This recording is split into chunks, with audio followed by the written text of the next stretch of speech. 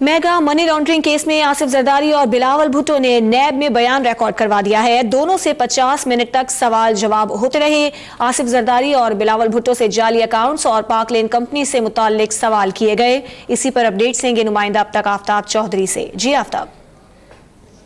आज Pakistan peoples party के chairman Bilawal Bhutto Zardari और शरीक चेयरमैन साबिक सदर Asif Zardari mega money laundering case और जाली अकाउंट केस में नैब की मुश्तरका तहकीकाती टीम के सामने पेश हुए।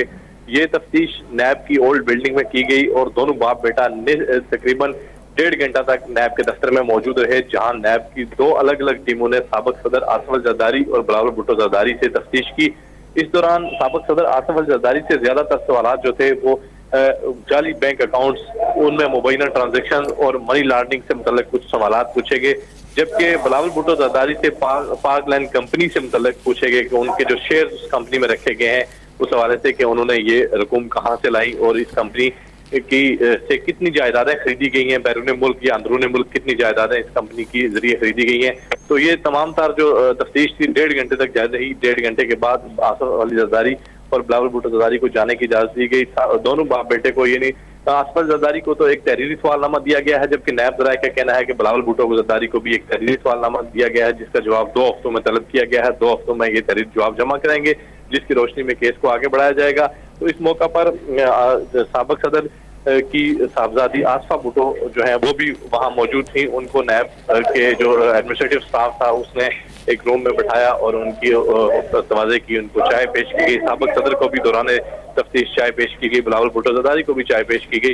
इस तरह फारूक नाइक जो साबिक सदर के लीगल एडवाइजर हैं, उनके कानूनी मशीर हैं, उनको अंदर जाने से मना कर दिया गया।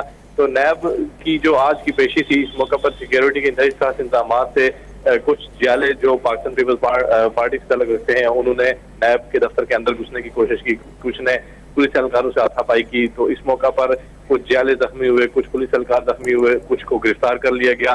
तो बड़ी तादाद में जो जियाले गिरफ्तार किए गए उनको मुख्तलिफ थानों में मुंतकिल किया गया। थाना कोसार में कुछ लोगों को रखा गया है, कुछ को थाना मारगला में रखा गया है, इस तरह थाना सेक्रेटेरिएट में कुछ को रखा गया है। तो इस वक्त मुकामी जो इंतजामिया है वो और पाकिस्तान पीपल्स पार्टी की मुकामी क़यादत इस बात पर मुज़ाकरात कर रही है कि जो गिरफ्तार कारकुनान हैं उन्हें रिहा किया जाए या न किया जाए। तो कुछ ही देर में इस बात का फैसला हो जाएगा। कुछ जो कारकुनान हैं उनके खिलाफ मुकदमा दर्ज होने हैं, चूंकि उन्होंने कार्य सरकार में मुदाखलत की है पुलिस के मुताबिक। कुछ पुलिस एहलकारों को जख्मी किया है और कुछ जो सरकारी अमूर से उनकी अंजाम दही में रुकावट बने, तो इसलिए मुख्तलिफ थानों में ये मुकदमा भी दर्ज हो सकते हैं। तो ज्यादातर मुकदमा जो है वो थाना सेक्रेटेरिएट में दर्ज हो सकते हैं, लेकिन आज का जो ओवरऑल जो तफ्तीश का काम था वो पुरअमन अंदाज में हुआ। साबिक सदर ने JIT अरकान को मुस्कुराकर सवालों के जवाब दिए। जब सवाल पूछते थे तो उसका जवाब साबिक सदर मुस्कुराते हुए देते थे। चूंकि साबिक सदर के लिए ये पहली बार नहीं था कि वो किसी तफ्तीशी टीम के सामने पेश हो रहे हैं, वो पहले भी नैब की तफ्तीश को भुगत चुके हैं और वो जेल भी काट चुके हैं नैब के केसेस में। उनके खिलाफ पहले 5 रेफरेंसेस बनाए गए थे। साबिक वज़ीर आज़म नवाज शरीफ के दौर में जो एहतसाब कमीशन के चेयरमैन थे सैफ रहमान, उन्होंने 5 रेफरेंसेस बनाए थे, लेकिन इस्लामाबाद की एहतसाब अदालत और रावलपिंडी की एहतसाब अदालतों ने 3 रेफरेंसेस में साबिक सदर को बरी कर दिया था, जबकि 2 रेफरेंसेस भी उनमें भी वो बरी हो चुके हैं। तो इसलिए साबिक सदर के लिए ये नया मसला नहीं था, लेकिन बिलावल भुट्टो जरदारी चूंकि पहली बार किसी तफ्तीश का सामना कर रहे थे और इस तरह की तफ्तीशी टीम के सामने वो पहली बार पेश हुए। चूंकि बिलावल भुट्टो जरदारी से जिस अंदाज में सवाल पूछे गए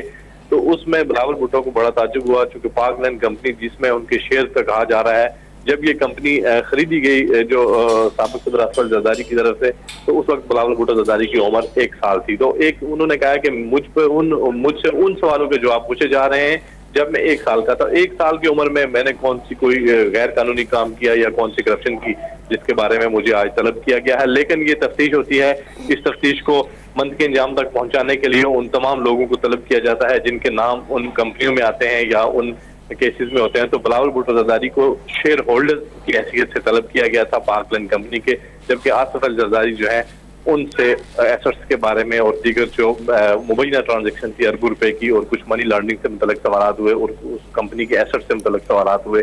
तो जो तहरीरी सवालनामे दिए गए हैं उनके जवाब आने के बाद ये इस बात का फैसला किया जाएगा कि साबिक सदर और बिलावल भुट्टो जरदारी को दोबारा तलब करना है या नहीं करना। ताहम नैब जराये का ये कहना है कि मोहतरमा फरयाल तालपुर जो साबिक सदर आसिफ जरदारी की हमशीरा है उन्हें अब तलब किया जाएगा और उनको तलबी का नोटिस जल्द अरसाल कर दिया जाएगा, जबकि वज़ीर आला सिंध सईद मुराद अली शाह को भी तलब किया जाएगा और उनका बयान भी रिकॉर्ड किया जाएगा। तो सुप्रीम कोर्ट ऑफ पाकिस्तान ने میگا منی لانڈرنگ کیس اور جعلی بینک اکاؤنٹس کیس میں نیب کو 2 ماہ میں یہ کام مکمل کرنے کی ہدایت کی تھی، لیکن جو ڈیڈ لائن دی گئی تھی اس ڈیڈ لائن کے اندر تو یہ کام مکمل نہیں ہو پا رہا، کیونکہ اس کے لیے جو شواہد اکٹھے کیے گئے ہیں اس میں کافی وقت لگا تھا۔ تو اب نیب کی جے آئی ٹی تمام تر تفتیش کرنے کے بعد یہ report supreme court of Pakistan میں جمع کرائے گی، اور سپریم کورٹ کی ہدایت کے مطابق جتنے بھی ریفرنسز بنیں گے وہ متعلقہ احتساب عدالتوں میں دائر کر دیے جائیں گے، جس میں یہ کیس متعلقہ احتساب عدالتوں میں جائے گا، اور جن لوگوں پر الزامات لگے ہیں وہ اپنے الزامات کا دفاع احتساب عدالتوں میں کریں گے، اور اس کے بعد احتساب عدالتیں فیصلے سنائیں گی۔ جی ٹھیک ہے، آپ کا بہت شکریہ آفتاب چودھری، آپ نے ہمیں تفصیلاً اپڈیٹ کیا ہے۔ میگا منی لانڈرنگ کیس میں آصف زرداری اور بلاول بھٹو نے نیب میں بیان ریکارڈ کروا دیا ہے، دونوں سے 50 منٹ تک سوال جواب ہوتے رہے۔ آصف زرداری اور بلاول بھٹو سے جعلی اکاؤنٹس اور پاک لین کمپنی سے متعلق سوالات کیے گئے۔